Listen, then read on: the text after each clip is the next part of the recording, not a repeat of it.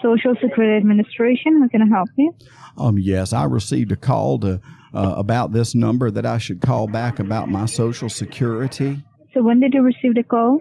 Oh, it was about, I don't know, it was maybe an hour ago. It was on my voicemail. And this is about my Social Security. Is that right? Yes. So how old are you? How old am I? Yes. I am 84 years old.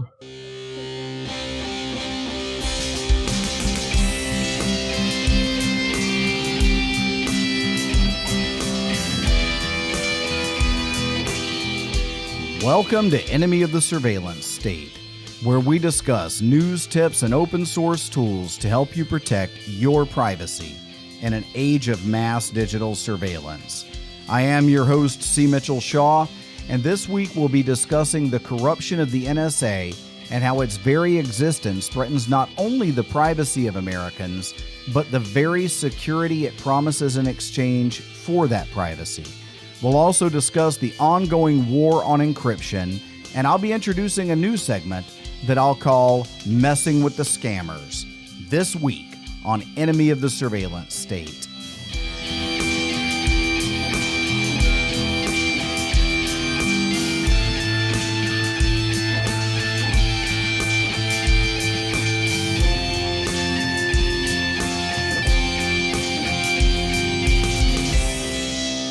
All right, so that sound clip at the beginning is the first part of this new segment that I'll be introducing. It's where I call up scammers and take them for a ride. We'll get into that a little bit later in the show. Right now, the NSA and just how corrupt the agency is. After all, what would you call an agency that spies on American citizens while denying they do it, and then also puts America at risk while doing it?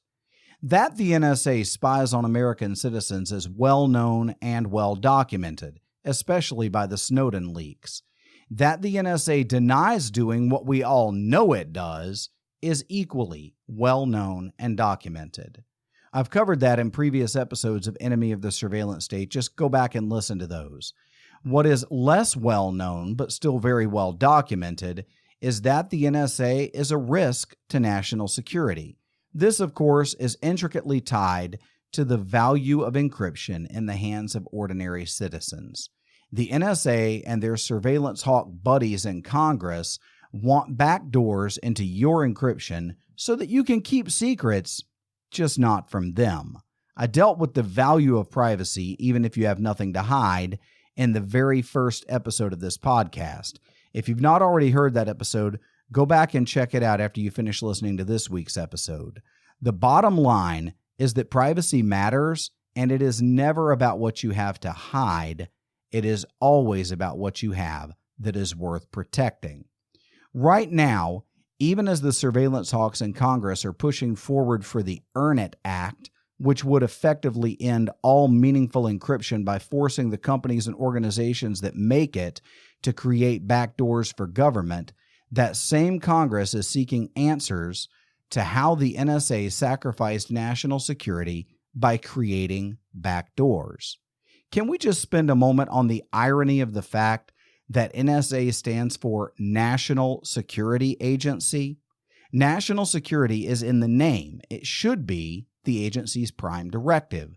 But this case from 2015, that's right, 5 years ago, shows that these bumbling idiots, while spending time even then trying to undermine your ability to encrypt your communications and your data at rest, failed to protect or project the lines of their idiotic plans and managed to throw the USA wide open to our enemies.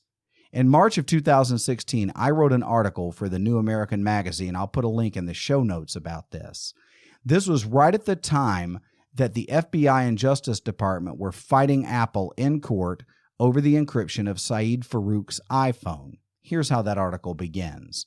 As the Apple FBI case heats up, surveillance hawks continue to insist that backdoors into the encryption that protects smartphones are necessary to address the threat of terrorists and other dangerous criminals going dark. But one of the most respected voices in computer security says that solution is more dangerous than the problem it proposes to solve. The article quotes an article from John McAfee, where he lays out the case against backdoors and what he calls weaponizing software. He wrote, "I will give an example of what happens in the real world when backdoors are put into software.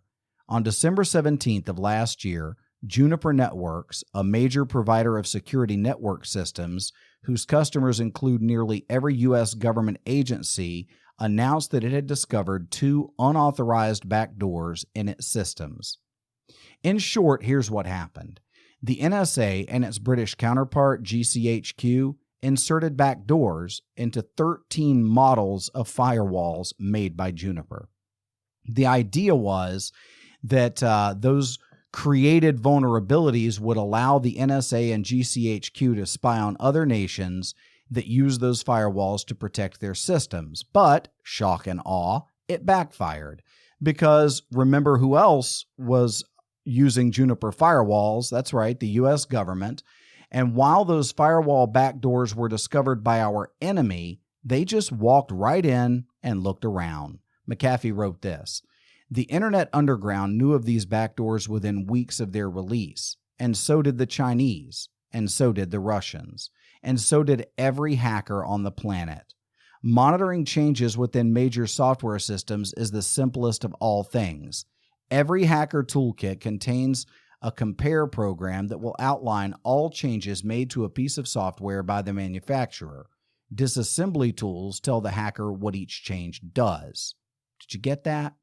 So do you folks remember when China hacked the Office of Personnel Management and stole the personal information of millions of Americans? They used those NSA GCHQ backdoors to get into those systems. Oops. Now, before we get into where we are now on all of this, I want to go ahead and introduce this new segment of the show. If you like it, I'll be doing it again from time to time, okay? So here's what happened. I was frustrated last week by a scam attempt, and it occurred to me that I've got a lot of great sound recording equipment and a love for prank phone calls. My apologies to all my friends' parents when I was young. So I decided to call one of the scammers up and have some fun. This is Messing with the Scammers.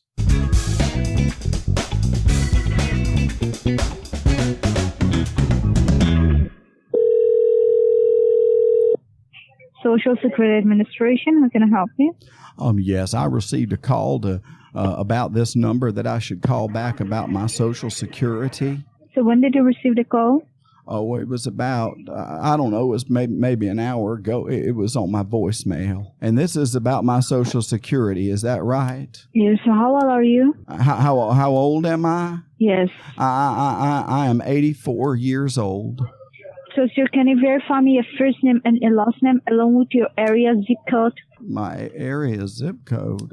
My first name is George, and the last name is Jefferson. G-E-G-E-O-R-G. No, G-E-G-E-O-R-G-E.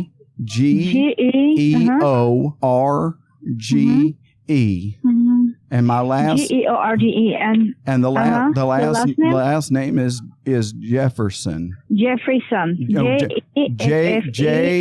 J-E-F-F-E-R-S-O-N.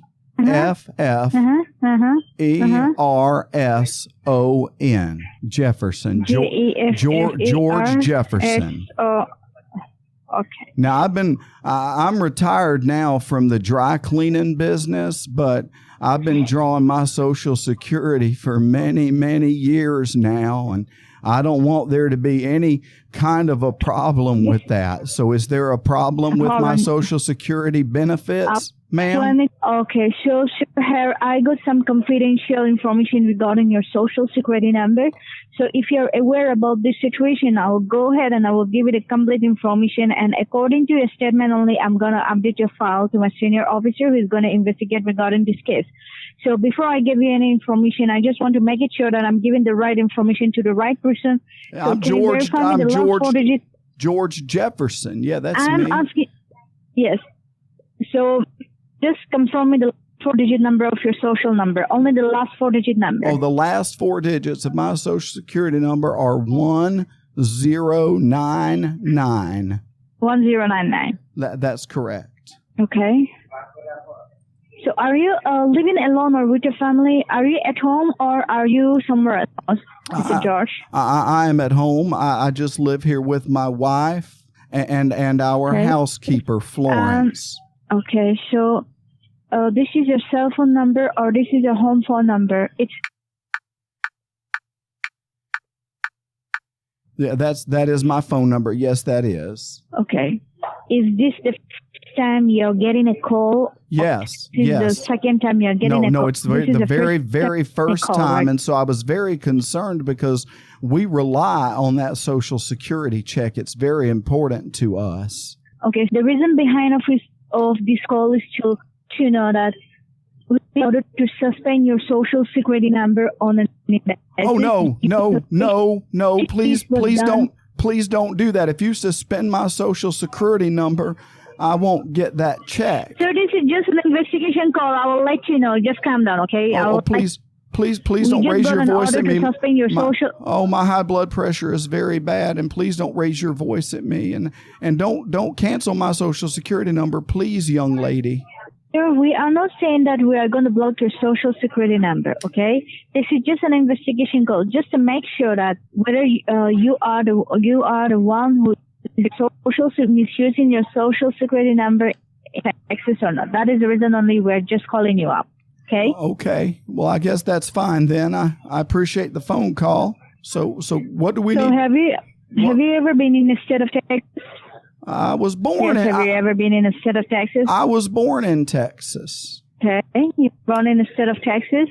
Yes, I was born there. What do you do for your living? In 1936, June 2nd, 1936, I was born in Amarillo, Texas. Okay. And I lived there, and I ran a dry cleaning company for many, many years. And then it did very well. And finally, me and my wife, we were able to move on up to an apartment on the east side where we did very well for a long time. Do you have any knowledge regarding this address? It's 7609 Claremont, El Paso, Texas, zip code is 79835. Do you know about this address which I'm talking about? I never lived in El Paso, ever. I did sometimes buy the salsa that they make there, that old El Paso salsa that you eat with your chips. It's very good. Have you ever tried that? No. Oh, it's very good. The investigation was started under your name and your Social Security number when we found an abandoned car in the south border of Texas, okay? Oh, you know what that probably was? My son, we called him Lamont. It was his middle name. And he was running drugs back and forth from Mexico with those illegal aliens. And he was running drugs up into Texas. And then he got shot by those drug dealers back, I think that was, I don't know. It's been a couple years now. I don't really remember. Okay. So we have found the 6 bank accounts that were linked with your Social Security number, okay? Right. That was when I was laundering money for the mafia. I didn't really understand all of it. It was my son that got me into that, but we sure did make a lot of money helping those Italians to launder that dirty money. I'll tell you that. It's kind of funny because, see, I ran a dry cleaning business and then we were laundering money. You see, that's kind of an ironic thing. Yeah, all of those were my bank accounts, but they were because we were laundering illegal money from the drugs my son was running with the Mexican cartels and also those Italian mafia people. Okay. And still you're doing that? Oh, yes. There's quite a bit of money to be made doing that if you don't mind taking the risks. It's sort of like an investment. You know, like how you've invested a little over 10 minutes in this phone call and an opportunity to try to scam me. And what you don't really realize is that I've been recording this for an episode of Enemy of the Surveillance State. Now, did you hang up on me? Because that would be rude. All righty then. So that is messing with the scammers. If you enjoyed that as much as I did, let me know in the comments, and I'll do more of those from time to time. It's not going to be an every episode thing, but I figured we'd just break up the monotony. We're talking about all this really kind of negative stuff sometimes, and it might be a lot of fun every now and again to just yank a scammer around and kill his time and let you enjoy the outcome of that. So anyway, last week, getting back to the show, last week, 13 U.S. representatives and senators sent an open letter to Juniper asking the results of the company's investigation and to just what the heck happened and who was behind those back doors. I'll put a link to a couple of articles about that in the show notes, as well as the open letter itself. And not for nothing, but those 13 congressmen are all opposed to the Earn It Act. Whether Juniper will ever reply with any answers, and if so, whether those answers will ever be made public, is anyone's guess.